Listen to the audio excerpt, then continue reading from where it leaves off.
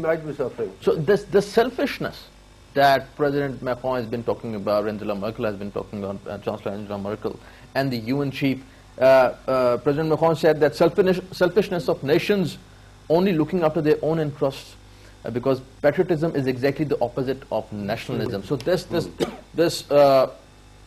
definition of patriotism and nationalism, how do you see that? Because many leaders would be asking their people to go for the nationalism. President Trump, by the way, said that he's a nationalist. I think you must keep in mind the venue, the event that they were marking or celebrating when all these discussions took place.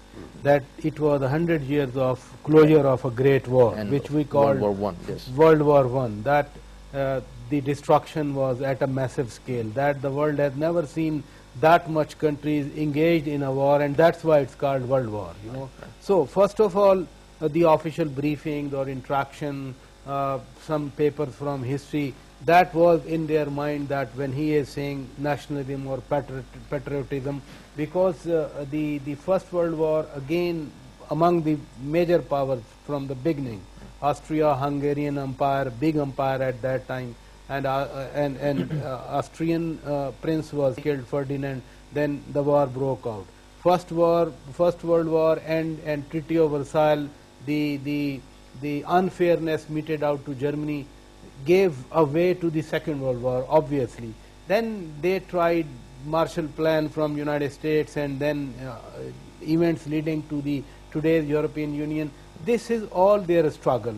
And if today one of the units from them, he says that I am the first, I'm talking of President Trump, that the United States is first, you know, and then are the other countries, and collectively they have been facing the might of erstwhile Soviet Union.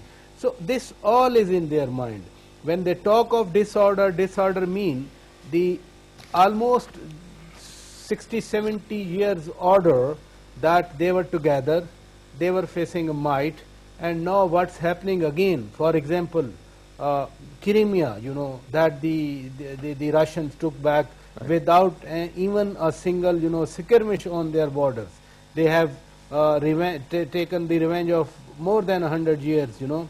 Then obviously what Brigadier Saab has talked about, the Chinese might. Now everybody is getting afraid of China's marching to every country, every continent, and it's such a silent encroachment that the economies, the finances of other countries, they are crumbling down. This is a major worrisome game for other countries, including the United States, and that's why, you know, they are the Americans, especially President Trump, is talking of the trade war, that duties are being abolished, that the duties are being raised in one case, abolished the other case. Then, you know, the industrial units being brought back to the United States.